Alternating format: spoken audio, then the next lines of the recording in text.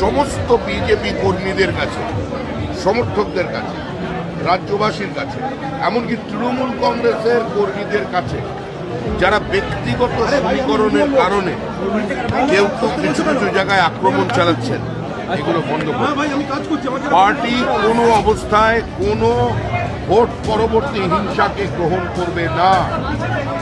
সমস্ত জায়গায় হাত জোড় করে অনুরোধ করছে, পশ্চিমবঙ্গের ভোট সংস্কৃতি বদলানোর জন্য, পশ্চিমবঙ্গের ঔদ্ধত্যের অবসানের জন্য, পশ্চিমবঙ্গের হিংসা, মহিলাদের উপর অত্যাচার বন্ধ করানোর জন্য মানুষ এই রায় দিয়েছেন।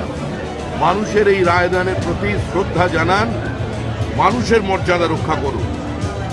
এই জয় গণতন্ত্রের জয়। এই গণতান্ত্রিক ব্যবস্থায় হিংসার কোনো স্থান নেই।